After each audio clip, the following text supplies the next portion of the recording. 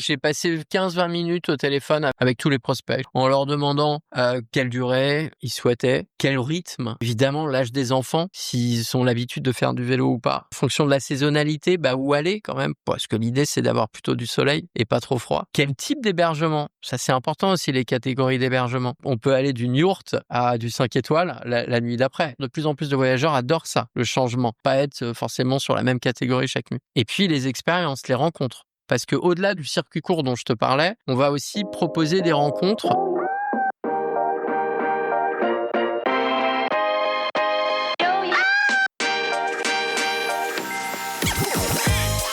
Bonjour et bienvenue parmi les Digital Doers, le podcast qui donne la parole aux décideurs de l'écosystème retail et e-commerce. Depuis 2020, avec mon partenaire, l'événement One-to-One Retail e-commerce qui se tient en mars à Monaco, nous tâchons de vous faire partager les visions et les retours d'expérience des leaders de notre secteur.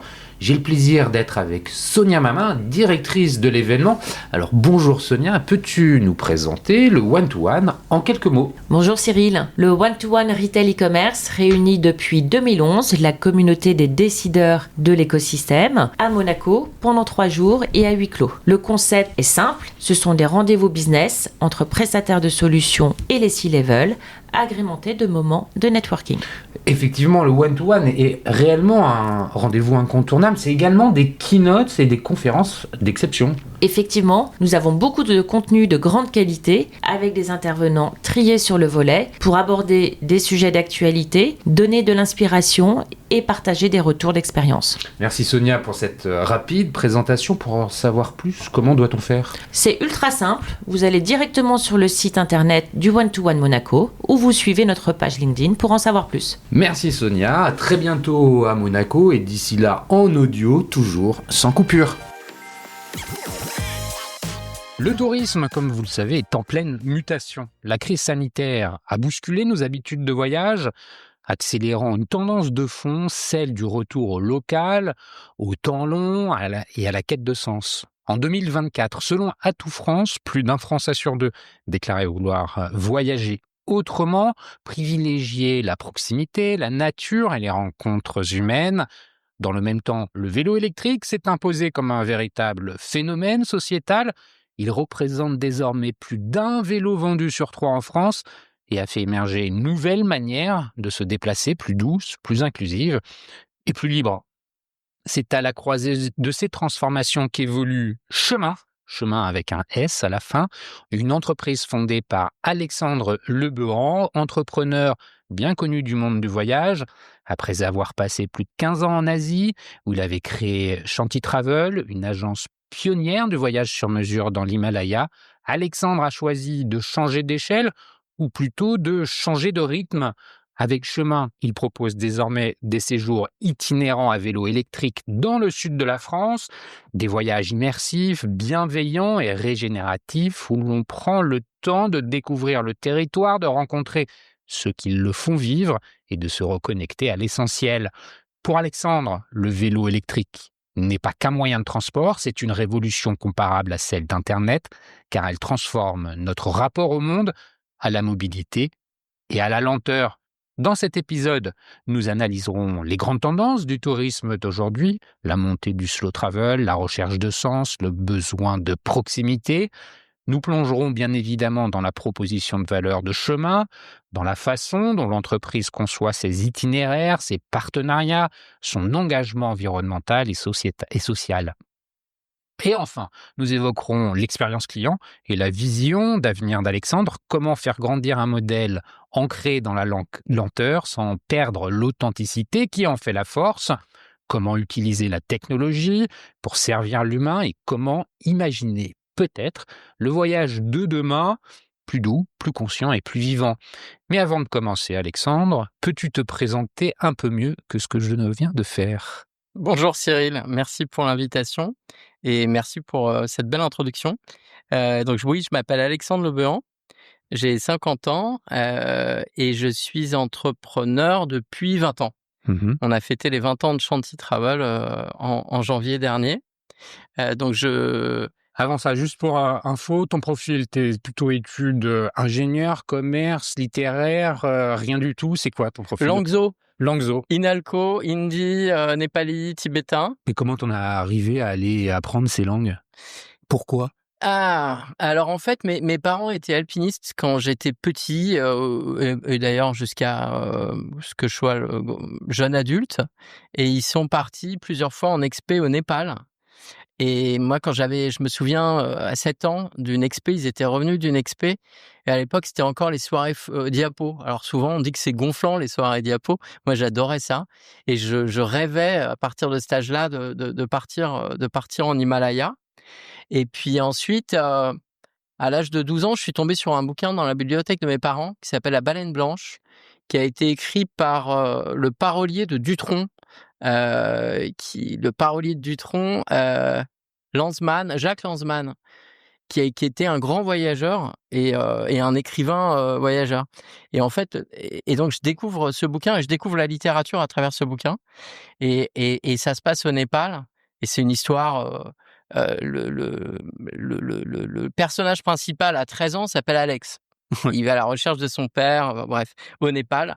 Et donc, je tomberais dingue de ce bouquin et ça gamberge encore plus. Je me dis, il faut vraiment que j'aille découvrir ces territoires.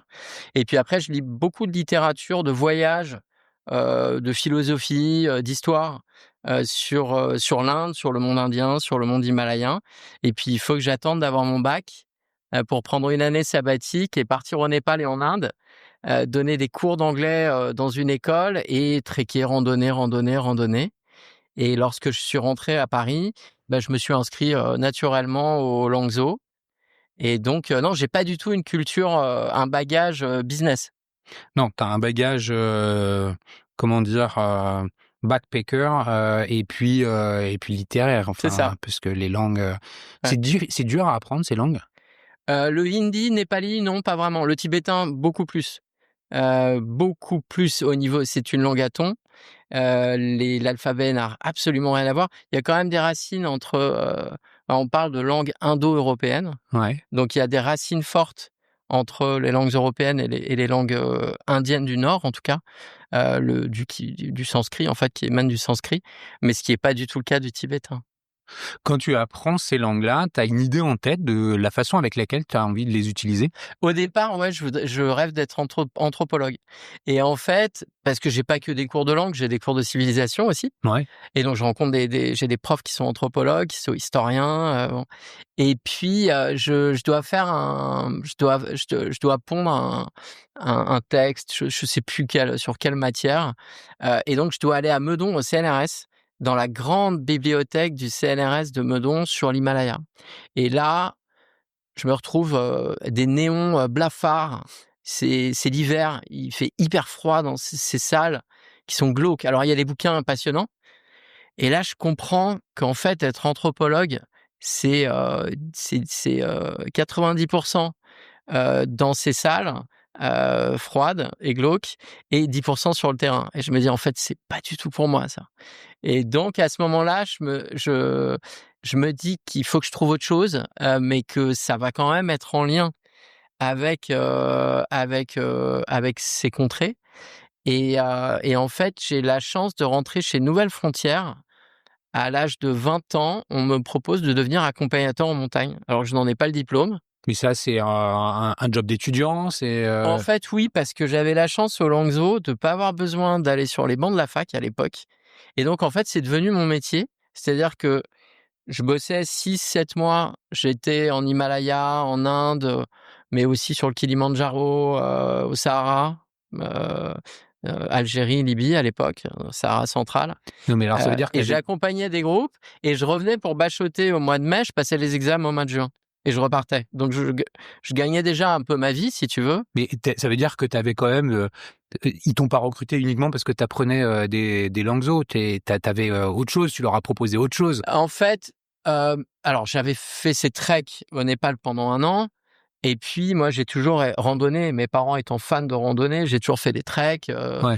Mais après, étant adolescent, je partais avec mes amis dans le Queyras, dans le Briançonnais. On faisait des randonnées tout le temps, en fait. Donc la rando, la cartographie, même sans avoir été guide à l'époque. Après, j'ai passé le diplôme d'accompagnateur, mais à l'époque, je l'étais pas. Je connaissais bien la cartographie. Je m'intéressais à la géologie, je m'intéressais à l'histoire, à la faune-flore, etc. Mais c'était voilà, il y avait. C'était une passion, en C'était fait. une passion. Mmh. Ouais. Mais tu fais ça pendant tes études, Oui. ce qui te met le pied à l'étrier dans l'univers du voyage, c'est ça? Et j'adore ça. Et j'adore ça d'un point de vue humain. C'est-à-dire que au départ, pendant quelques années, j'adorais accompagner pour partager ma passion, mon expertise et pour ces moments de vie très intenses où en fait on se retrouve. Là, c'était des groupes donc de personnes qui se connaissaient pas. Heu Et en fait, tu te retrouves à vivre un bout de vie hyper intense, loin de chez toi, loin de ton confort du quotidien, avec des personnes qui partagent pas forcément les mêmes centres d'intérêt que toi, l'âge, et cetera, et cetera. Et on va vivre ensemble une aventure pendant 15 jours.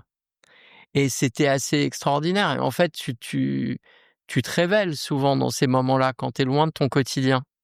Il y a des choses comme ça, tu vois? Et il y a des amitiés qui se créent, enfin, c'est très, très fort. Hem Et donc j'ai beaucoup appris et la première expérience a été un désastre parce que j'avais donc 20 ans, on m'avait pas du tout formé. J'étais parti une fois avec mes parents dans le Sahara central à l'âge de 14 ans avec un petit groupe. Donc j'avais quand même, je voyais, j'avais vécu un petit peu en tant que voyageur ce que c'était.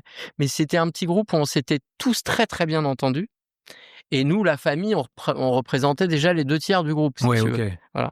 Et là, ce premier groupe, je me retrouve, j'avais 15 clients, une quinzaine et des gens qui pouvaient pas se piffrer. Et moi, ce que j'avais pas compris, enfin, oui, heu, c'est que je devais pas seulement partager ma passion et mon expertise, mais un guide, c'est avant tout quelqu'un, qui est un team leader Ah et oui, c'est qui ça, c'est un chef c'est d'orchestre, un en fait. chef d'orchestre et c'est qui doit être un peu psychologue aussi. Ouais. Et là, j'ai vraiment appris. J'ai appris parce que c'est parti en cacahuète et j'ai dû rattraper comme j'ai pu. Et ça a été plutôt un échec, mais de cet échec, j'ai beaucoup appris ensuite sur comment, dès le départ, être un team leader. OK, et donc tu fais ça jusqu'en quelle année? Je fais ça, de 1995, ça commence à dater, jusqu'à 2000 à peu près, 2001-2002, dans quelques années. Ouais. Parce qu'après, mon diplôme au Langso, je passe le diplôme d'accompagnateur en montagne à Briançon. Ouais. Mais c'est sur 2 ans et c'est plusieurs stages, en fait. Et donc entre ces stages, je continue d'accompagner. Et je vais pas seulement sur l'Himalaya et sur l'Inde, je pars donc sur la Corne de l'Afrique aussi, beaucoup au Sahara, qui m'a énormément passionné aussi, le Sahara central, chez les Touaregs. Je fais quelques saisons là-bas et puis ensuite, bizarrement, une fois que je suis diplômé, accompagnateur en montagne, j'en fais de moins en moins et je rentre comme responsable de production pour l'Asie, chez un tour opérateur qui n'existe plus, de randonnée pédestre, basé à Paris et qui en fait, ça c'est post 2001, les Twin Towers, qui était spécialisé Sahara et Afrique subsaharienne et qui se dit: «Ouh là, ça commence à sentir le roussi, il va falloir aller développer d'autres destinations, d'autres continents». Parce que le Sahara, ça risque d'être fini pendant un bon moment, ce qui s'est évidemment passé. Et donc le directeur me donne carte blanche pour développer un maximum de pays d'Asie. Et donc en l'espace de 3 ans, ça a duré 3 ans cette mission. Et donc l'Asie, c'était un petit peu de Népal et de Vietnam au début quand je suis arrivé.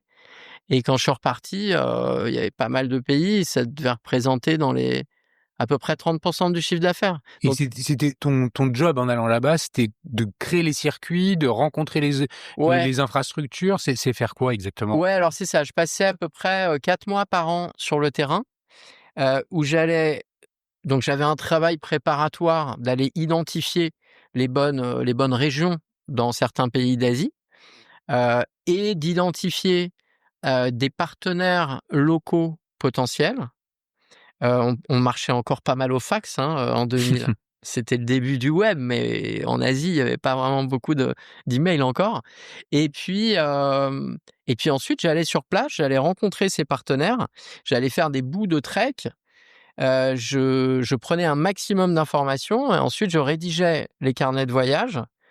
Je les mettais en ligne ou je sais plus si, en tout cas, tout était préparé pour être mis en ligne sur les premiers sites web. Et ensuite, je formais les équipes commerciales. Et quand j'étais à Paris, je commercialisais aussi. J'étais expert voyage. Je vendais aussi les voyages. Et ça, tu retires quoi de cette expérience? En fait, Ouais, elle est dingue. C'était le job de rêve. C'était le job de rêve. Et en plus, c'était une petite structure. On était une douzaine. Donc je faisais pas mal de choses différentes. J'ai appris beaucoup, à la fois sur la prod, sur la production de voyages, sur la commercialisation, mais aussi même sur la communication. Et puis évidemment, quand on parle de prod, on parle de chiffrage aussi, et de rentabilité en tout cas de marge brute, d'un voyage. Donc il y a l'aspect, aussi, Économique. un petit peu économique. Donc c'était un job en or. Après, je me retrouvais pas forcément dans comment dire? Dans non pas dans la mission, mais dans les valeurs de la boîte. Et pour moi, c'était déjà important de travailler. J'adorais l'équipe, mais pas forcément les valeurs de son directeur, en fait. Et donc, je me disais, assez vite, il faut que je prenne un maximum de choses positives, et puis que ça puisse me servir dans l'avenir. Et en fait, assez rapidement, je me suis dit: «Mais j'ai envie de travailler pour moi, j'ai envie de créer mon truc et puis, j'ai envie de vivre en Inde, à temps plein, et puis j'aime le sur-mesure, j'aime comprendre ce que les gens, les voyageurs ont envie de vivre». Et pour ça, il faut être sur place parce qu'il faut connaître sur le bout des doigts la destination, il faut la vivre. Je veux proposer des voyages et sur mesure, on va dire découverte et aventure qui soient immersifs. C'est-à-dire, on va à la rencontre des gens. C'est pas seulement, Visiter des sites. c'est ça. Ouais. Et donc ça induit de prendre le temps et ça induit d'identifier, des partenaires, qui ont envie de partager un bout de vie, avec, d'accueillir en fait Des touristes. des touristes. Et donc c'est parti comme ça et à partir de septembre 2004, pardon, j'ai commencé à bosser tous les soirs et le week-end depuis mon ordi, depuis, chez moi à Montreuil, sur ce projet Shanty Travel. Et puis voilà, on a fait une Il rupture vient de d'où? contrat à l'amiable. Il vient d'où ce nom? Ça veut dire paix, Shanty en sanskrit. Et pour moi, si tu veux, l'Inde, c'est quand même un pays, tu te prends une grosse claque la première fois que tu vas en Inde. C'est très antinomique de ce qu'on connaît, de ce qu'on vit dans nos pays, occidentaux européens. Hem Et c'est à la fois, ça peut être extrêmement paisible et la philosophie indienne peut être une philosophie de paix hyper forte.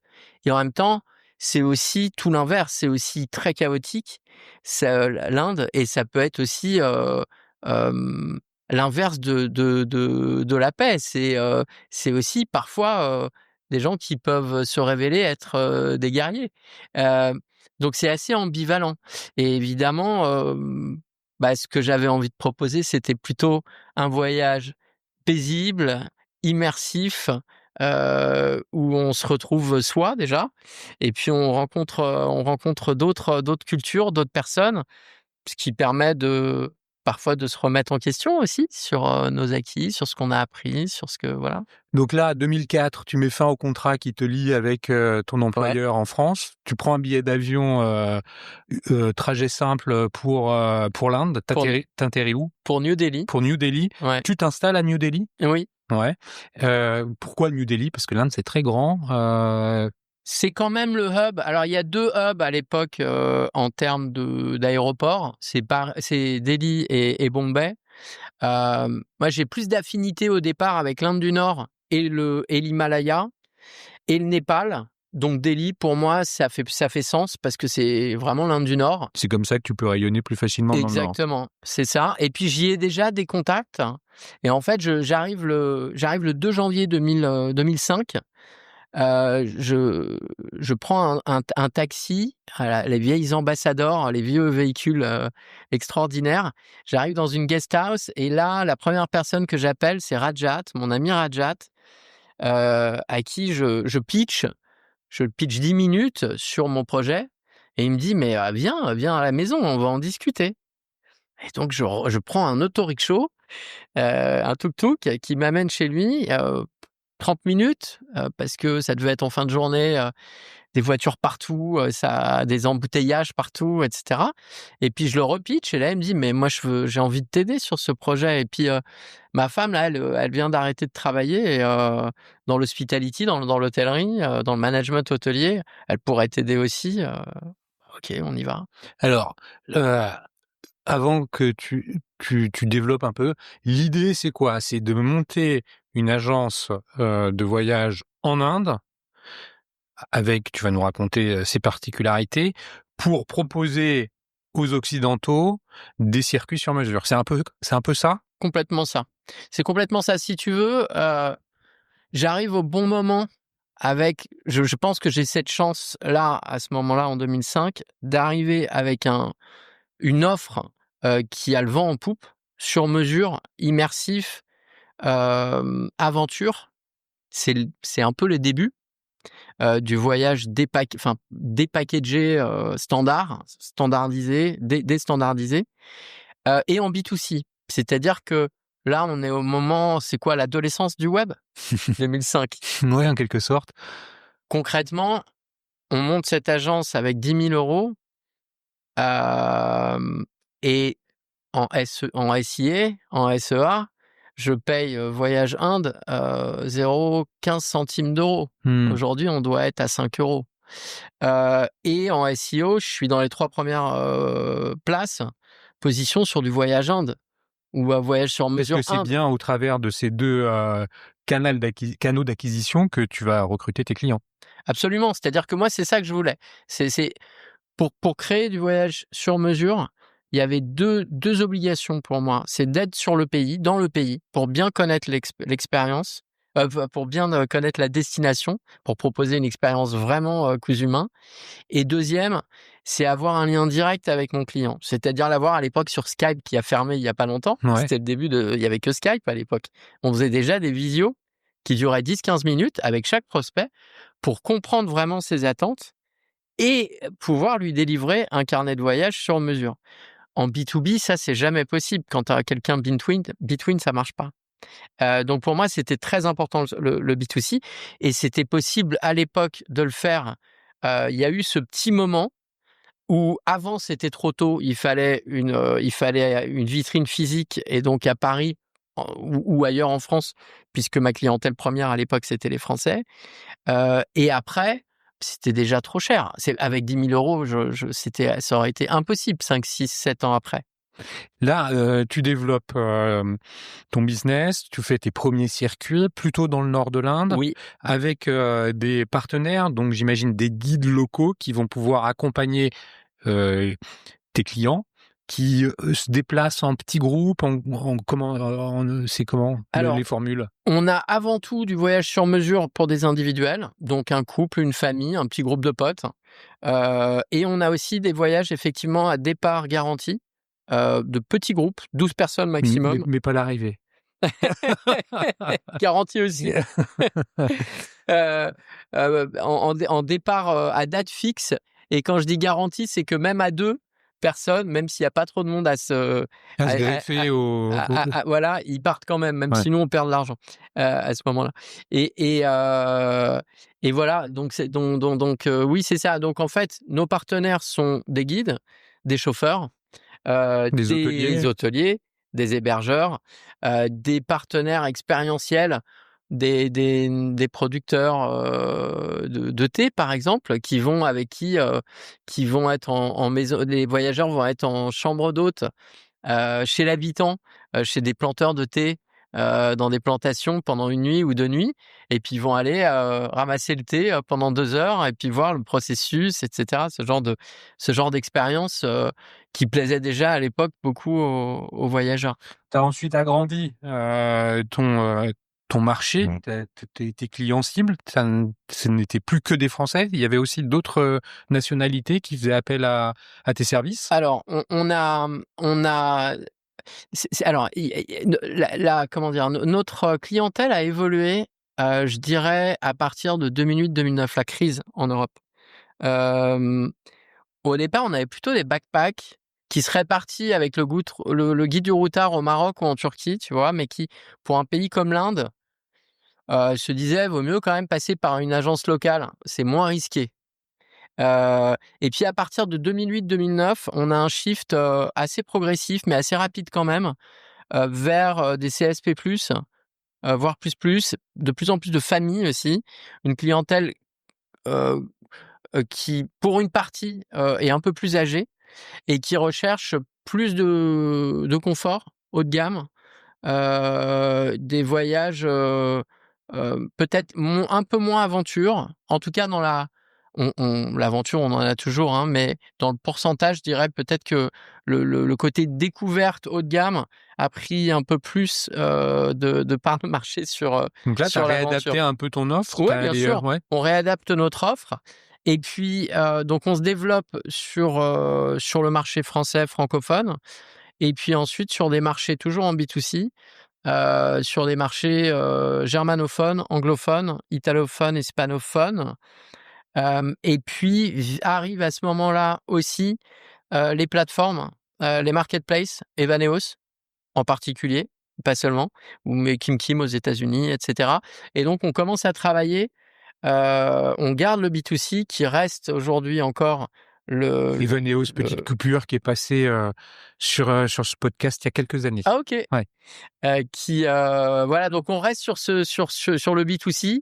On va aussi sur le marketplace et un petit peu sur le B2B, sur ces marchés. Donc voilà, multi-market.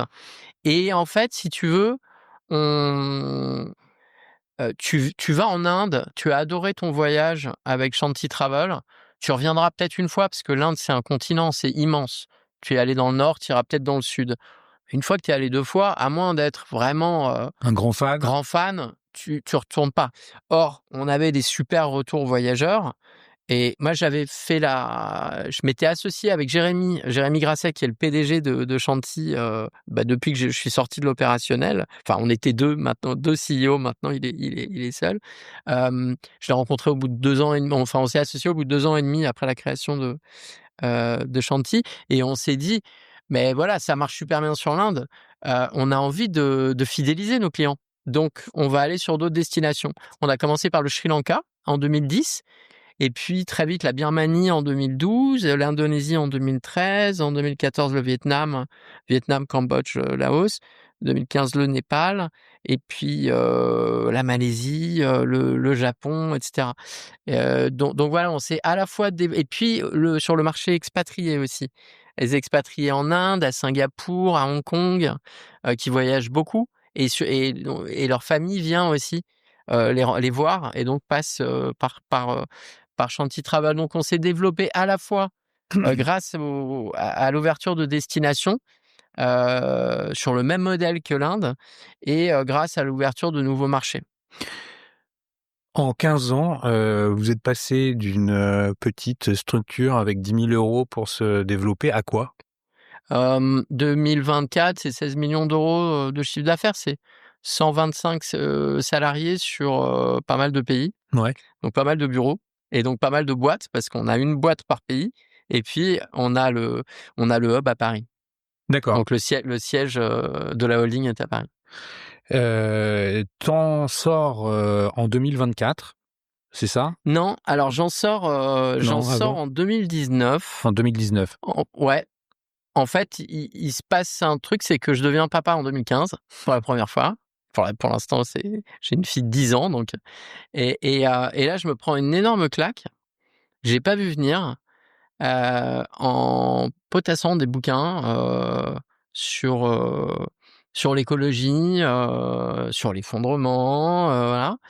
Et là, je réalise que j'ai quand même on a, nous, professionnels du travel, du tourisme long courrier, une responsabilité assez forte sur le dérèglement et le réchauffement climatique. Et ça, je me dis, il y a un moment, j'assume plus trop d'être à 100% là-dessus. Heu et j'adore le travel, c'est mon expertise, c'est ma passion, je saurais pas j'ai pas d'autres idées, je sais pas trop quoi faire d'autre. J'ai envie de continuer, mais j'ai envie que que ce soit pas, néfaste à nous et à la planète. Et donc je commence à réfléchir. Ça me prend quand même pas mal de temps pour sortir de l'opérationnel de Chantilly parce que voilà, c'est pas évident, on est en croissance, c'est du staff, des équipes dans pas mal de pays différents et cetera. Et j'en sors en 2019. On part en famille sur un voyage de 8 mois, 5 mois à pied en Himalaya. Notre fille ayant 4 ans à l'époque, elle est sur un cheval. Waouh. Ma femme, est tibétaine, et donc nous, on marchait et en fait, ma femme est née au Népal. Elle ne peut pas aller au Tibet. Ses parents ont fui le Tibet avec le Dalai Lama avant qu'elle naisse. Quand les Chinois sont arrivés, ils se sont rencontrés au Népal dans un camp, de pas du CICR, mais de la Croix-Rouge. Voilà, au Népal. Et plus tard, ma femme est née au Népal, comme réfugiée en fait. Mais elle ne peut pas à se rendre dans son pays d'origine parce qu'elle porte un nom à consonance tibétaine. Et donc, nous, on savait qu'on allait rentrer en France, enfin, que moi j'allais rentrer en France parce que pour ma femme et notre fille, elle connaissait la France en vacances, mais elle n'y avait jamais vécu. Mais avant, on voulait vraiment faire un long voyage lent et sur les roots, les racines de la culture de ma femme et donc de notre fille. Et donc on a décidé de suivre des chemins de randonnée à la frontière tibétaine, donc chinoise, côté indien et côté Népal, pendant 4-5 mois avec très haut, en moyenne, on était à 4005. Et votre fille, ces altitudes-là, à 4 ans, ça pose pas de problème? Non, alors j'avais beaucoup potassé parce qu'effectivement, le mal aigu des montagnes. J'avais beaucoup potassé, sur le web, on trouve tout un tas de super documentation de professeurs, suisses, français de Grenoble, mais aussi des études, en Bolivie, qui montrent qu'en fait, les enfants, n'ont pas plus de risques, d'avoir des problèmes pulmonaires ou cérébraux, à cause de l'altitude que les adultes. Il faut suivre, il faut faire par palier, en fait. Mmh. Et donc c'est ce qu'on a fait et ça s'est très bien passé.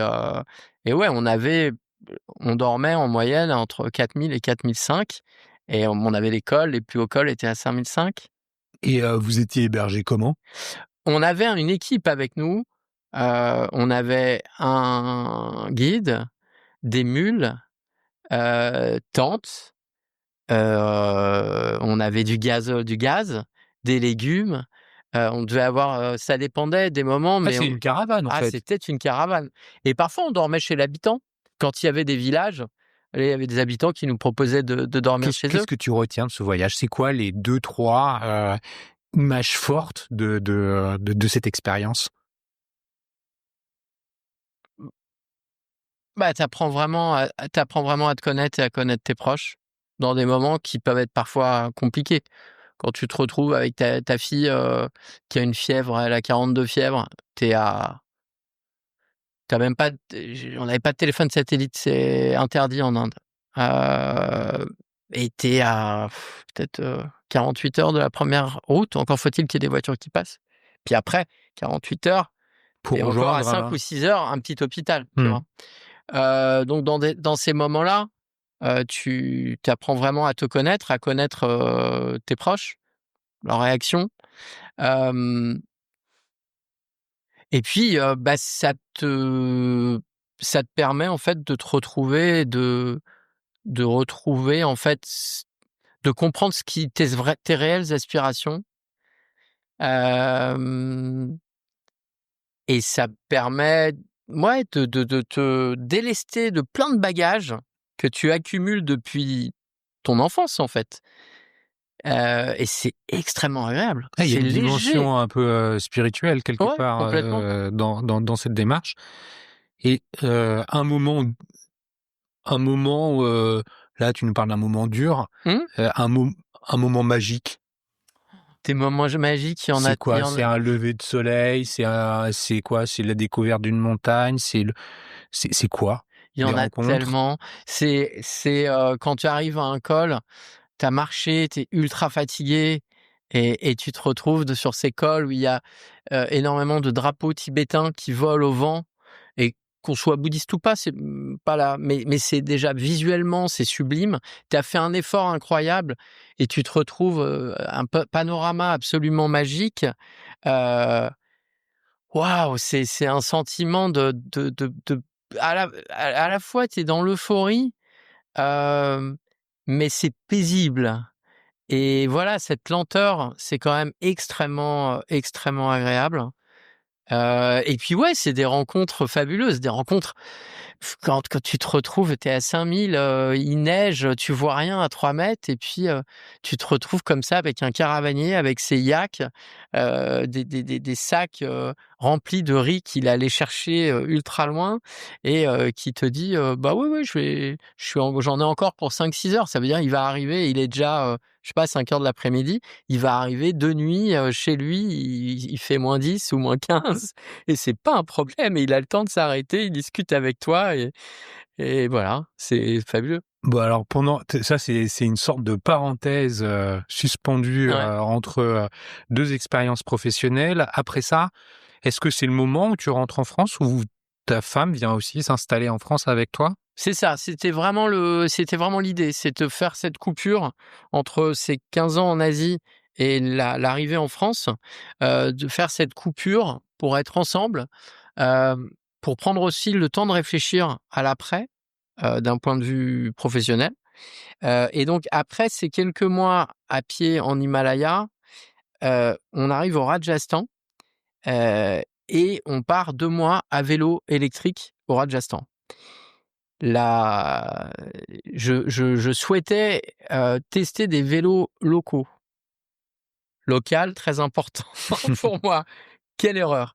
Et donc plutôt que de faire, importer, des vélos, qualitatifs, électriques, d'Europe ou des États-Unis, je décide d'acheter local et ça se révèle être une mauvaise idée. C'est des vélos vraiment pas qualitatifs, Ouais. mais par contre on a passé c'était un voyage extraordinaire et puis là, voir arriver avec, quand les villageois, dans des coins perdus du Rajasthan, nous voient arriver parce que c'est très touristique le Rajasthan, mais en fait, il y a des autoroutes du tourisme et dès que tu sors un petit peu, il y a Plus personne. plus personne et donc ils te voient arriver à vélo avec, les bagages derrière pour un vélo et puis un enfant de 4 ans, derrière l'autre vélo, Ils te regardent des comme, Européens, ils se disent: «Mais ils ils sont sont malades. complètement fous, eux» et du coup, il y a une ouverture qui se crée. Voilà, l'échange se fait très naturellement, beaucoup plus naturellement parce qu'on est, il y a pas de vitre, entre nous. On n'est pas dans une voiture qui fonce, qui va vite. On est vraiment sur les chemins, on passe par les villages et donc on s'arrête souvent. On est invité chez les uns, chez les autres et c'est un voyage extraordinaire. Tu arrives donc en France? Oui, Tu arrives, dans le sud directement? j'arrive la veille du premier confinement. J'étais au Népal à la fin, on était retourné au Népal et je lisais les journaux népalais et indiens en anglais et je voyais que ça commençait vraiment à être chaud en Chine et je me disais: «Ça va, il y a un truc qui se prépare», mais je savais pas quoi. Je pensais pas que ça arriverait jusqu'en Europe et aussi vite, mais en tout cas, je pensais que sur l'Asie, ça allait être compliqué. Et on commence, je me souviens, j'étais encore, enfin, je le suis toujours d'ailleurs dans la stratégie de Shanti. Et on était sur heu, on avait pas mal de profils, à qui on allait dire, OK, pour venir nous rejoindre pour travailler chez Shanti. À la fin, on s'est dit: «Non, non, mais là, Ça pue. ça pue». Mmh. Et donc on arrive la veille du premier confinement, heu Et là, je vais chercher les clés chez ma sœur à Paris, d'un studio chez mes parents ici, avant de partir vers ce qui devait être notre nouveau chez nous. Et là, ma sœur me dit pars dès que tu peux, demain tout va fermer. Et donc, on est arrivé le lendemain à 5 heures du matin à la gare de Lyon. Et la personne à qui je suis allé voir au guichet, elle me dit bon, vous êtes avec qui? Bah, on a un enfant de 5 ans. Ah non, non, elle a pas 5 ans, elle a 3 ans. Elle va voyager sur vos genoux. Vous pouvez partir, sinon vous partirez pas. Un coup de bol. Vraiment la personne super quoi. Et on est parti dans un TGV bondé finalement chez mes parents parce que en fait Qui sont dans le sud, c'est ça? qui sont aussi dans le sud, mais pas là où on devait aller chez nous. Parce que chez nous, on était dans un coin perdu de 19 habitants à 1000 mètres d'altitude, au nord du Ventoux, une petite maison qu'on avait achetée, mais on n'avait pas de frigo, on n'avait rien. Ça s'appelle comment Le Poète en Persip. Ok. C'est une route de 14 kilomètres qui se termine. Après, ce sont des chemins. Ça devient une impasse. Et on n'avait pas le permis de conduire. Moi, j'avais le permis de conduire indien. Donc, j'ai dû repasser le permis de conduire à 45 ans. Enfin, de le passer en vrai en France. Mais à l'époque, je l'avais pas. Donc, en fait, on n'a pas pu arriver chez nous. Et on a passé 2 mois, voilà, près de 7. Bon, donc tu finis par quand même lancer chemin. Ouais. Comment vient cette idée? Comment tu penses la mettre en œuvre? Là, c'est en 2000 le combien? Alors là, c'est en 2022. En 2022. C'est quoi l'intuition que tu as? C'est quoi ton objectif avec chemin?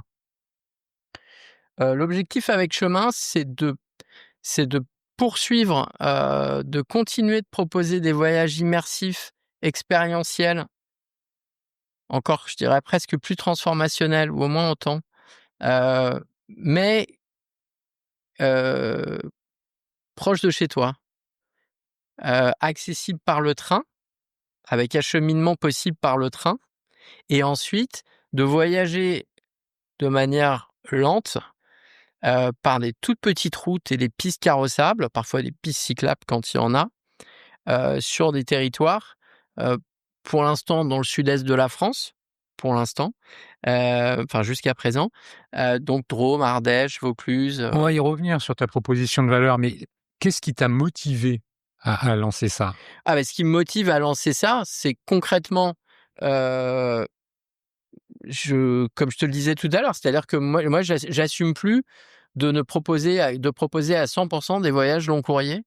Parce que on participe en faisant ça au réchauffement climatique et bon, faut voir un truc, c'est quand même le transport, de manière globale, mondiale, le transport, c'est quand même 25% des GES mondiales, des émissions carbone. Sur un voyage, en France, par contre, sur un voyage, en moyenne, sur des vacances, 77% des émissions carbone des vacances, elles viennent du transport. En moyenne en France. Enfin, sur le marché français, en tout cas. Donc c'est pas rien, quoi. Donc c'est ça le début. On n'en parle pas beaucoup, on communique pas beaucoup là-dessus, sur notre site web ou sur, nos newsletters et cetera, parce que ça a pas vraiment d'intérêt pour les voyageurs, pas spécialement. Et pour nous, c'est ça pour moi le départ. C'est comment continuer de faire rêver et de proposer des voyages immersifs, transformationnels, expérientiels, sans avoir besoin de prendre l'avion. Et c'est à ce moment-là où tu te rappelles de ton expérience à vélo au Rajasthan? Bien sûr. Et tu te dis, bon, les vélos étaient pourris, mais finalement, en France, on a des vélos qui sont pas pourris. Je vais utiliser ce moyen de locomotion pour atteindre mon objectif. Complètement. Si tu veux, chemin, ça, c'est pas destiné à, c'est pas destiné à des cyclotouristes sportifs qui ont cette passion-là. C'est destiné à des personnes qui n'ont pas encore forcément fait de voyage à vélo et qui sont pas forcément hyper sportifs. C'est destiné à madame et monsieur tout le monde, qui voyagent parfois, avec leurs enfants, avec leurs parents. On a parfois les 3G, les 3 générations et qui n'ont donc pas forcément les mêmes niveaux, sportifs non plus et donc pour moi, l'électrique était une évidence. On est 100 vélo à assistance électrique, que ce soit, des vélos long tail, des vélos pas long tail, des vélos enfants 24-26 pouces et cetera, justement pour ça, pour, ce côté inclusif, en fait. Et on va y revenir, mais avant qu'on y revienne, pour bien Ouais. comprendre finalement dans quel, comment dire? Monde, je voulais dire écosystème, mais c'est pas le bon mot, dans quel monde finalement tu développes chemin. On va justement parler du marché ou des tendances en France. En introduction, je commençais à le dire. Ouais. On est de plus en plus, à vouloir, voyager autrement, à faire autrement. Après avoir fait, je te disais avant qu'on commence à enregistrer, après avoir fait mon parcours à vélo il y a 2 ans entre Paris et Biarritz, seul, que j'avais médiatisé, il y a beaucoup de personnes qui sont venues vers moi, et qui m'ont dit soit, «Est-ce que tu veux te joindre à nous pour aller faire, un bout de telle région», ou d'autres, qui m'ont dit: «Tu voudrais pas qu'on monte un projet ensemble pour faire, tel truc?» Et je découvre finalement dans mon entourage qu'il y a beaucoup de gens qui cherchent à faire du vélo et qui font des séjours à vélo un peu partout en France. Mais de façon plus globale, comment toi tu qualifies finalement ces évolutions en termes d'inspiration ou de souhait, mmh, des Français, ou des Européens, par rapport au voyage? Beh, je pense qu'il y a eu une frénésie du voyage, ultra rapide. On va à l'autre bout du monde, à Bali pour 8 jours, et cetera. Ça marche encore, hein, ça marche encore, ceci dit. Mais dans spécialement, pour les urbains, les très urbains, heu, on vit quand même à un rythme un peu fou. À Paris, à Lyon, ou ailleurs dans les grandes villes, notre quotidien est très rapide. On est sur les écrans tout le temps, on est au téléphone tout le temps. Donc il y a aussi une recherche, de slow, de lenteur, de prendre le temps de faire les choses. Je pense qu'il y a aussi un besoin de se retrouver, soi-même, de se retrouver, justement, dans un temps un peu long, avec ses proches, heu, dans l'ailleurs, mais de l'ailleurs où on prend le temps et finalement, quand tu vas 4 jours pour un week-end, au Maroc ou à Madrid ou je sais pas, tu prends le taxi ou le métro. Après tu es dans l'aéroport, tu prends l'avion, tu reprends le taxi. Tu arrives, tu dois visiter plein de choses, tu dois Oui, cocher, tu te tu dis: «C'est ça, coches. en X jours, je dois voir ça, ça, ça, ça et C'est ça. ça, J'ai organisé un resto là, là et là et si j'ai le temps, j'arriverai à placer ça». exactement et en plus, tu ramènes des trucs pour les copains, pour la famille, pour la maman et cetera.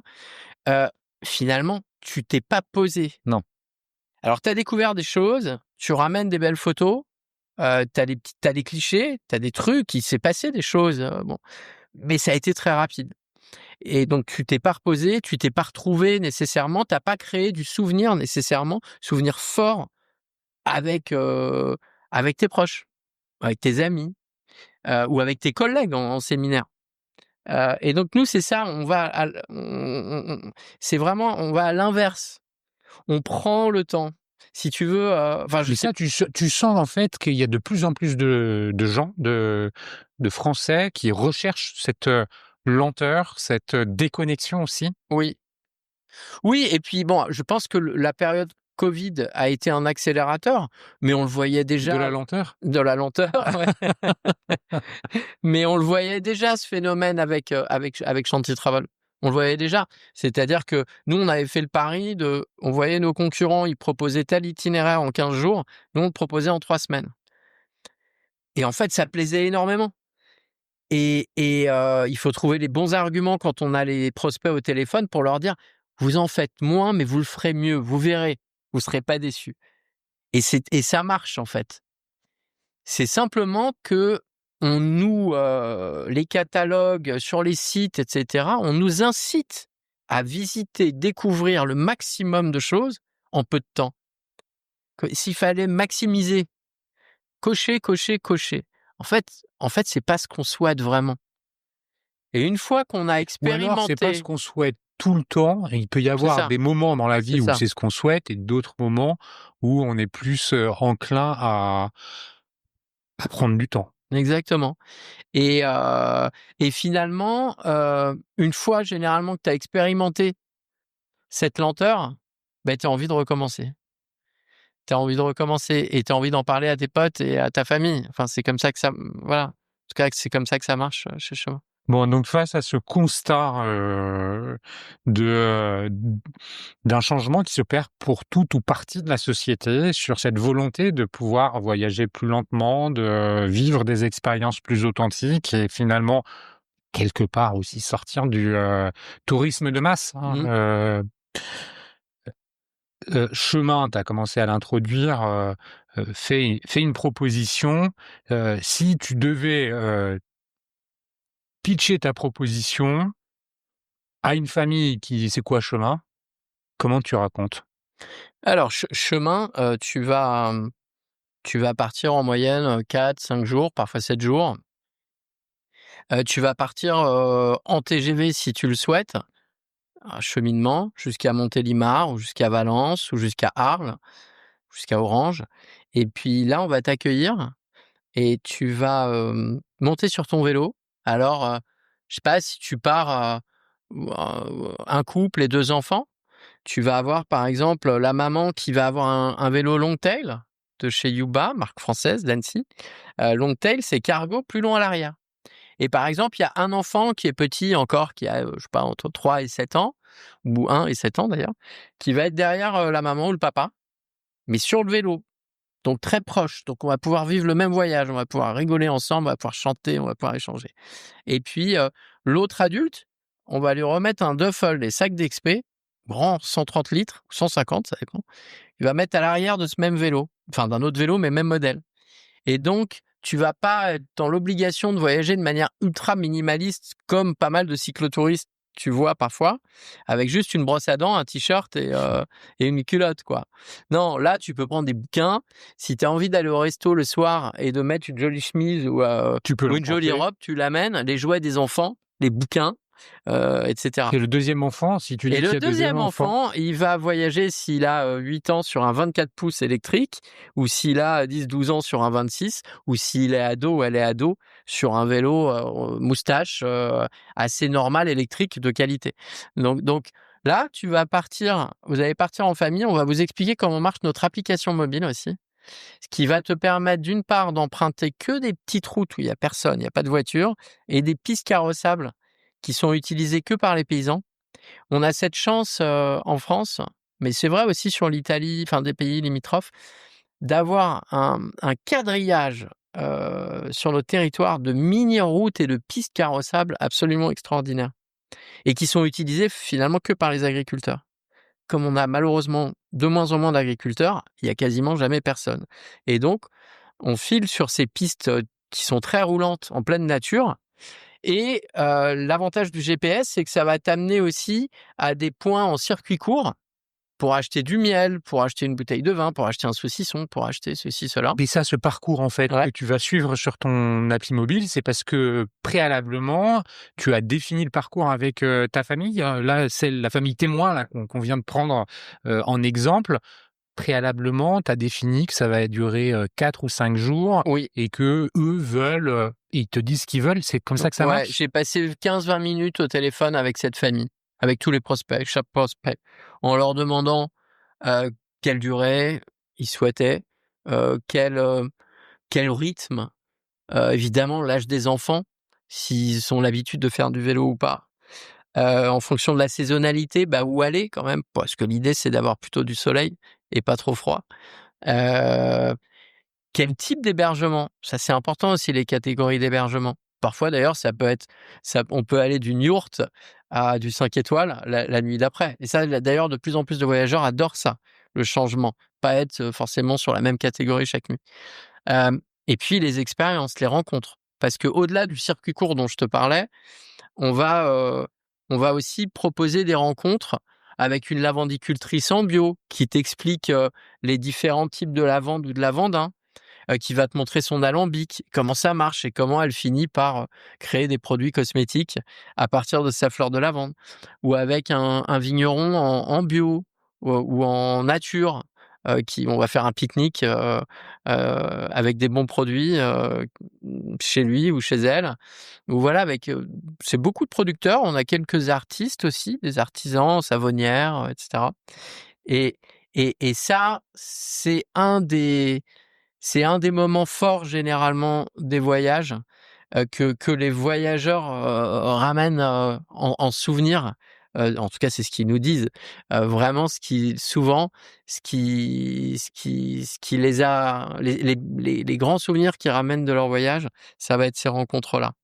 Parce que on s'adresse quand même beaucoup à des urbains et finalement, qui vont peut-être avoir plus l'habitude de se retrouver dans des villes comme Barcelone, Marrakech, Istanbul, etc., que de se retrouver dans la campagne provençale, enfin, mais de la Drôme, ou dans le Vercors ou en Ardèche, chez des personnes qui font des boulots, qui ont une expertise, une expérience et un type de vie finalement très différent d'une autre si on est urbain, si on est citadin. Et alors, ça veut dire que tu as en catalogue un certain nombre de circuits que tu vas pouvoir aller adapter en fonction des demandes de chacun, ou c'est véritablement du sur-mesure à chaque fois? Alors, le sur-mesure, on ne part jamais d'une feuille blanche. Ça n'existe pas. Bon, heureusement, ce serait très chronophage. Donc, on a un data, on a tous nos partenaires dans notre logiciel de création de voyage. Et on a les étapes simplement. Donc oui, sur notre site, on a un certain nombre de carnets de voyages, mais qui sont des exemples. Après, si tu me dis, moi je veux un rythme vraiment cool, ben, je vais peut-être te proposer je vais partir d'un de nos voyages et je vais Tu vas modifier le rythme et puis je vais modifier les hébergements. Ça, c'est vraiment toi qui vas me dire quel type de catégorie tu souhaites. Et pareil pour les rencontres. Et quand tu arrives à la sortie du train, Oui, sur ton app, tu as ton voyage à toi ouais, que Chemin a préparé oui. avec toutes les étapes, mais il y a bien une personne physique qui t'accueille à la sortie du train, qui te remet les vélos. Ça veut dire que vous avez un camionnette avec les vélos dedans? Comment ça marche? C'est soit à la sortie du train, soit à moins de 10 minutes à pied, dans un de nos camps de base. Ça dépend. Bon, bref, il y a Donc une parfois on remise se en... déplace et parfois c'est les voyageurs qui se déplacent tout près de la gare. Au camp de base. Donc, on parle de vélo électrique, tout le monde Oui. connaît le concept. Il y a une batterie, la batterie, elle se vide, il faut la recharger. Donc, ça veut dire qu'il y a des points d'étape qui permettent la recharge des batteries à chaque fois. La recharge s'effectue chaque nuit. Dans la chambre d'hôtel, en fait, tu récupères ta batterie de ton vélo, le chargeur qui est dans le sac, et tu l'amènes dans la chambre et puis tu recharges la nuit pour le lendemain. T'as pas besoin de recharger dans la journée. Ok. Et pareil au retour, c'est-à-dire qu'il y a quelqu'un qui réceptionne les Absolument. vélos et le séjour est fini. Tout est prépayé. Tout est prépayé et nous, on est vraiment une conciergerie. C'est-à-dire qu'on crée une boucle WhatsApp quelques jours avant l'arrivée des voyageurs. On partage des petits tutos vidéo sur comment marchent les vélos, comment marche l'app, etc. Comme ça, les voyageurs qui arrivent en train, généralement, ils ont déjà regardé les tutos et du coup, le briefing, il est plus court. Et c'est bien pour eux parce qu'ils n'ont qu'une envie, c'est de pédaler, plutôt que d'être au camp de base à ce qu'on leur explique comment marche l'application, etc. Et ensuite, une fois qu'ils voyagent, nous, on leur demande comment ça va. Souvent, ils nous partagent des photos et ça, c'est quand même vraiment cool parce qu'on est sur l'ordinateur à travailler quand eux voyagent. Nous, on voyage après, c'est-à-dire en ce moment, quand il fait un peu froid pour les repérages. Et pendant que les voyageurs, pendant la saison des voyages, nous, on est plutôt derrière l'ordinateur. Et souvent, ils nous envoient des photos incroyables. Donc, on voyage virtuellement avec eux. Et dès qu'ils ont la moindre question voilà, ils nous appellent ou ils nous envoient un petit message et on répond très, très vite. Et vous faites l'assistance technique des vélos. Absolument. Ouais. Les vélos, ils sont à vous? Alors, Parce que c'est quand même un sacré investissement. Hein. Oui. C'est pas, on parle pas de vélo à 500 €. Hein. Bah non, c'est d'autant plus qu'on est vraiment sur des vélos haut de gamme. Ouais, oui. Et ça, c'est très important pour nous. Ça fait aussi vraiment la différence. Pour l'instant, ils sont à nous, les vélos. Et là, on réfléchit c'est plus que réfléchir. On est en négociation pour du lease sur certains modèles de vélos pour l'année prochaine. Et alors, sur du lease, on est sur un modèle hybride. C'est-à-dire, si tu veux, on a commencé avec nos propres camps de base, avec notre propre équipe opérationnelle de maintien des vélos, de réparation des vélos, d'accueil. Mais ça, c'est au début. C'est sur la Drôme Ardèche, Vaucluse. On savait dès le départ que pour se développer, on n'allait pas développer nous-mêmes avec nos propres équipes des camps de base dans plein d'endroits. Ça prend beaucoup de temps. Et moi, j'ai plus envie de manager des personnes loin, tu vois.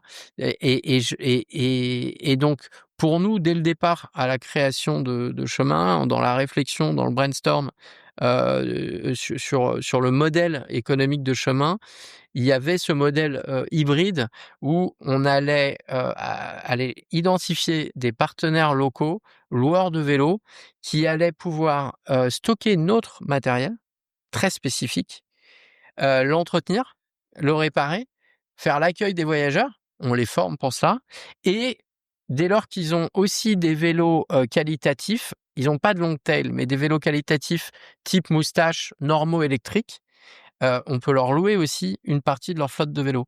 Et c'est ce qu'on a fait depuis avril dernier sur Arles, qui dessert la Camargue, les Alpilles et le pays d'Uzès. Ça marche très bien.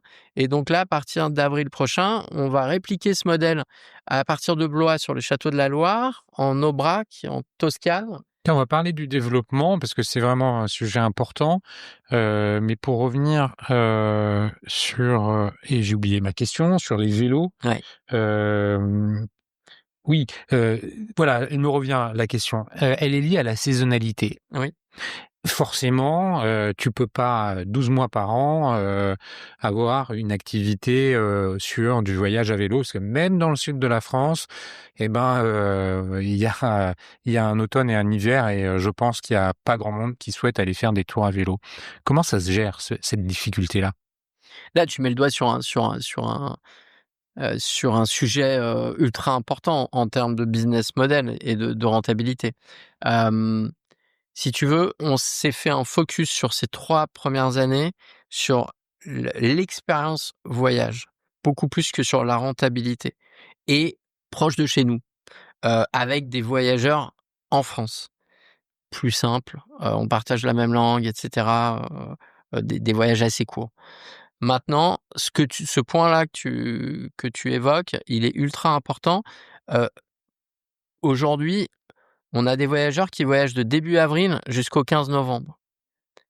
Donc l'avant-saison et l'après-saison, j'imagine que c'est davantage des célibataires ou des retraités que des familles. Alors, les familles voyagent effectivement que le week-end et en vacances scolaires. Les retraités, ils voyagent plutôt, ou les couples sans enfants, ou les groupes d'amis, ils vont effectivement voyager plutôt en hors vacances scolaires. Et puis après, on a les entreprises qui voyagent hors vacances scolaires pendant la semaine. Mais si je reviens à ton point qui est essentiel sur la saisonnalité, en fait, nous, on a pour objectif de développer aussi des destinations en Europe du Sud, de manière à ce que la saisonnalité soit rallongée et qu'on puisse, quand tu voyages à vélo dans les Pouilles, en Andalousie ou en Algarve, à partir du 15 février, c'est parfait, hein, et jusqu'à fin novembre, en fait.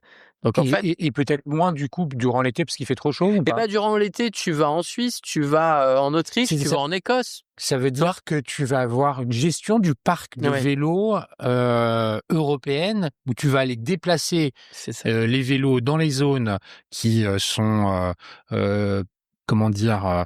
Qui sont OK, il me manque un adjectif, ça m'énerve, mais enfin qui correspondent, dans lesquels on peut faire un voyage dans les périodes automne, l'hiver ça va être compliqué un peu partout je pense, mais disons, l'automne, début du printemps et puis, là où il fait trop chaud l'été, rebouger les vélos pour les mettre, dans, des zones, tu le dis, l'Écosse, peut-être l'Irlande, C'est ça. pour l'été. C'est ça, parce que le nerf de la guerre, tu l'as très bien expliqué, c'est que les vélos, c'est un coût, les assets, c'est un coût important, et un des nerfs de la guerre, c'est de les sortir le plus souvent dans l'année, et donc effectivement, ça induit, de suivre en fonction de la saisonnalité des destinations qui marchent en fonction de la saisonnalité des mois, bah, les vélos vont voyager, d'une destination à l'autre.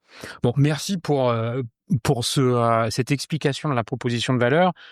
Comment tu l'as développée? Comment c'est en train de se développer? Mais justement l'avenir. L'avenir de chemin, tu as commencé à en parler, c'est l'ouverture de nouvelles régions en France. Vous procédez comment? Tu disais que tu voulais pas gérer des gens trop loin de toi. Bon, il y a bien un moment où tu vas devoir le faire ou alors tu t'appuies sur des partenaires. Comment on fait pour se développer? Mais c'est ça, c'est que on s'appuie sur ce modèle hybride, avec des partenaires locaux. On s'appuie sur des partenaires qui sont loueurs de vélos depuis déjà, ils commencent pas, hein. On va les identifier, ils sont déjà là. Ce sont des entrepreneurs. Donc enfin, ils sont là pour un moment, ils sont là pour que ça marche. Ils sont là pour que ça marche sur du temps long, et on n'a pas à gérer leur travail. Ils le font très bien sans nous. Donc Donc ça, ça a quand même un gros avantage. à ouvrir les circuits, pour le coup, c'est toi Alors, qui vas par contre, alors, le partage de responsabilités, de tâches, et d'activités, il est très clair. Les partenaires locaux s'occupent de l'accueil, de l'entretien, du stockage et de la réparation des vélos. Nous, on s'occupe de toute la communication, de toute la production, de toute la commercialisation et de l'aspect aussi, enfin, conciergerie, d'accompagnement, des voyageurs de manière virtuelle avec le téléphone, avec la boucle WhatsApp. Donc toute cette partie-là, c'est Chemin qui garde cette partie, même quand on sera dans les Pouilles, ou en Andalousie. Alors ça ne veut pas dire qu'il y aura pas à la saison, l'un de nous, de l'équipe qui ira, en Andalousie par exemple pour 2 mois, chez le partenaire local. Ça c'est tout à fait possible. Mais c'est quand même beaucoup plus léger, que d'avoir notre propre camp de base en Andalousie et devoir, acheter tous les vélos et puis voilà. Il y a donc une velléité, «cross-border» entre guillemets Oui. dans, ton développement. Ça veut dire que tu vas viser une clientèle domestique? Est-ce que tu vises une clientèle française que tu veux emmener dans les Pouilles? Est-ce que en France, tu veux t'adresser uniquement aux Français? Ou alors aussi, finalement, à, une population étrangère? La France est un pays, de destination, même s'il est beaucoup traversé. C'est le premier pays touristique au monde. C'est quoi ta stratégie d'acquisition, client? En fait, si tu veux, alors nous on a 4 défis et objectifs principaux en termes de développement. On vient de parler de la saisonnalité, qui est un point, vraiment important. Quand on parle de saisonnalité, on parle, augmentation de l'augmentation de la saisonnalité via des destinations du sud de l'Europe, mais aussi les trous dans la raquette. On en a parlé, tu en as parlé tout à l'heure, en disant: «Ouais, mais les familles, ils voyagent que pendant les vacances scolaires ou les week-ends et cetera». Les séminaires, les équipes sont très importantes pour nous. Donc ça, c'est un segment ultra stratégique, parce qu'effectivement, ces équipes, pardon, vont voyager pendant la semaine et hors week-end. Donc là, on n'a plus de trous dans la raquette. Donc ça, c'est un élément important. Ensuite, on a un autre élément important, c'est le panier moyen. c'est le nerf de la guerre. Le panier moyen, quand tu t'adresses à des personnes qui vivent en France et qui voyagent uniquement en France, on va voyager. Notre moyenne de durée, c'est 4 jours aujourd'hui. C'est plus l'été, on a pas mal de semaines et ça va être un peu plus court pendant les ailes de saison, au printemps, à l'automne. Par contre, si tu vas voyager en Toscane ou dans les Pouilles, tu vas nécessairement partir 7 jours, voire plus. De même que si tu viens du UK, enfin de Grande-Bretagne, du Danemark, des Pays-Bas ou d'Allemagne, et que tu viens voyager en France, à vélo, tu vas plutôt avoir tendance à voyager 7 jours ou plus. Et donc, ça répond. Effectivement, on va aller chercher des nouveaux marchés nord-européens pour les faire venir, leur proposer des voyages en France, pour répondre aussi à cette problématique non seulement de croissance, de volume, mais aussi à répondre à cette problématique de panier moyen, à des paniers moyens plus importants parce qu'une durée de voyage plus importante. Comment tu fais pour les recruter, ces gens? L'acquisition, alors, nous, Je fais oui de la tête, vous me voyez pas, mais je fais oui de la tête quand Oui. Alexandre me pose la question. La première année, on a fait pas mal de tests. On est allé sur des salons, on a fait de la presse, du SIA, ouais. Ça a pas tellement bien marché. Et puis en parallèle, on a invité des influenceuses et des influenceurs lifestyle avec, je sais pas, une communauté entre 50 et 200 000 followers. Et ça cartonne et ça marche du tonnerre. C'est-à-dire que on a, on a des leads ultra qualifiés et on a un taux de conversion lead to booking qui est très, très bon. Vraiment très, très bon pour le coup. Donc ça, c'est une chance et donc aujourd'hui, depuis ces tests de la première année, je travaille le SEO. On travaille le SEO. On travaille évidemment nos newsletters. On travaille évidemment Insta, les réseaux sociaux. Mais on ne fait pas de SEA. Et par contre, on invite des gens. Enfin, on invite. Oui, on invite des influenceurs à tester nos voyages. Je crois que c'est ce que tu as fait avec Mathieu Stéphanie, non? Ouais. Ouais, qui est passé lui aussi sur le podcast. Et ça, c'est à répliquer dans les autres pays? Ah oui. Ah oui. Alors, ça, on va le dupliquer sur les autres pays. Et on va pas s'interdire de travailler en B2B. Autant sur les marchés francophones, on voit pas l'intérêt d'aller sur du B2B. On voit on sait comment faire pour aller chercher nous-mêmes en B2C des prospects. Autant sur des marchés nord-européens, on s'interdit pas d'aller communiquer avec auprès de tour opérateurs, d'agences. Ok, quand tu dis en B2B, c'est des partenaires, c'est pas aller chercher des entreprises pour des séminaires. Non, C'est s'adosser finalement à un acteur référencé sur le marché local c'est ça. pour faire la promotion. Ça me paraît effectivement quelque chose de plein de sens. En termes de développement en France, tu m'as dit, donc là aujourd'hui c'est le Sud-Est, vous ouvrez les Pays de la Loire. Oui, C'est quoi la suite du programme? Il y en a une? l'Aubrac aussi, L'Aubrac. cet été. On avait des petits trous dans la raquette sur le Sud-Est avec une partie du Luberon. Donc là, on va avoir aussi 2 programmes sur cette partie du Luberon. Et puis notre première destination hors France, en Toscane, au printemps aussi. Ok. C'est quoi le panier moyen? C'est secret? Aujourd'hui, il est d'un peu plus de 600 € sur 4 jours. Et l'objectif... 600 € pour une personne? Oui. Pour 4 jours.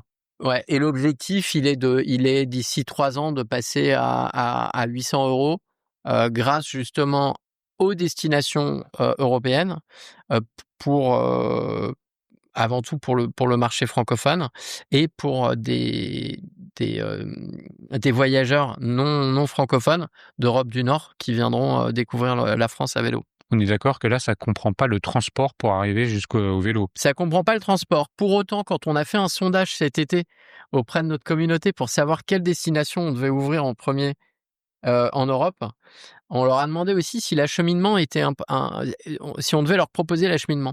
Parce que pour nous, bas carbone, ça veut dire éviter l'avion. Et ce qu'on leur a proposé, et ils nous ont répondu plutôt vraiment oui, c'est au moins l'aller, le faire en train, mais en s'arrêtant. Par exemple, quand tu vas à Florence en train, pourquoi pas en profiter pour aller découvrir une demi-journée et une nuit Milan ou Turin, qui sont des villes hyper intéressantes. Ça peut être pareil avec Barcelone ou Madrid si tu vas en Andalousie, etc. Et donc, à ce point-là, ils nous ont répondu oui massivement. Et à l'autre point qui était de est-ce que vous voulez qu'on s'occupe de l'acheminement, ils nous ont répondu oui. Moi, quand je te dis passer de 600 à 800, c'est hors acheminement. Ouais, c'est ça. Dans l'acquisition, je reviens là-dessus. Finalement, tes clients, c'est pas des prescripteurs. Si, complètement. C'est-à-dire qu'aujourd'hui, Tu as un programme. Est-ce que tu as un programme de si un tel vient de votre part, vous avez ou il a une réduction? oui, on l'a. Après, tu sais, on est quand même sur des marges dans le travel qui sont pas dingues. OK. Et finalement, tu vois, c'est 5%. C'est un peu... Ah, c'est toujours bien, mais ça Ouais. fait un peu, tu vois, Ça fait un peu pas- cheap. ça fait un peu cheap Ouais. quand même. Donc, on communique pas des masses là-dessus. Et ils le savent tous, puisqu'on dans la boucle WhatsApp, à la fin, on leur explique, et puis on leur envoie un mail à la fin aussi. Bon, bref, ils le savent. Mais on communique pas trop là-dessus non plus parce que bon, c'est pas dingue quoi, 5%. Mais dans le travel, on peut difficilement faire plus que ça. Mais ce sont de bons prescripteurs par ailleurs? Mais ce sont de super prescripteurs. C'est-à-dire que, bon, d'une part, Airbnb, on a 30% de repeaters sur 30% de repeaters, mais surtout, on a 50%. Ce qui est énorme, puisque Ouais, vous c'est n'avez pas énorme, on a encore 3 ans. aujourd'hui 3 ans et puis pas une foultitude de destinations. Non, quoi. non, c'est sûr. Et puis, on a 50% des voyageurs. Je sais pas si c'est... Non, donc c'est moins de prospects, mais de 50% des voyageurs qui émanent du bouche à oreille. Donc, c'est soit via les clients, soit via les influenceurs. Donc ça fonctionne bien. Mmh. Tu sais quoi, Alexandre, ça fait bientôt 1h15 qu'on enregistre. Wow. Écoute, tu sais quoi, tu nous as emmenés en voyage. Et c'était un peu l'objectif. Tu nous as parlé de chemin. Avant ça, tu nous as parlé de ton expérience en Asie. Et très sincèrement, en tout cas moi, tu m'as fait voyager. Eh ben, tant mieux, j'en sais rien. Et quoi de mieux finalement comme conclusion pour quelqu'un qui se propose de construire des voyages et des expériences pour ses clients. Est-ce que tu veux ajouter quelque chose? Est-ce qu'il y a un point important qu'on aurait oublié ou est-ce que il y a on a fait le tour? Bah, je crois, hein. Ouais, j'ai l'impression aussi. J'ai l'impression. Écoute, merci mille fois, Alexandre. Merci, chers auditeurs, pour la fidélité avec laquelle vous écoutez. J'espère que vous aussi, vous aurez voyagé. Je vous invite à vous abonner si c'est pas déjà fait sur la plateforme d'écoute de votre choix, Spotify, Deezer, Apple Podcast, Amazon Music et même sur YouTube. Partagez autour de vous l'existence de ce podcast comme vous êtes déjà habitué à le faire. N'hésitez pas à relayer. Si vous voulez rentrer en relation avec Alexandre, je pense que LinkedIn, c'est le meilleur des moyens. Absolument. Si vous avez des difficultés, vous pouvez toujours passer par moi comme d'habitude. Merci encore à vous. Merci Alexandre. Et puis, écoute, je te souhaite pas bon vent, mais bon chemin. Ouais, merci beaucoup et merci pour l'invitation, Cyril. À très bientôt. Salut Alexandre. Au revoir.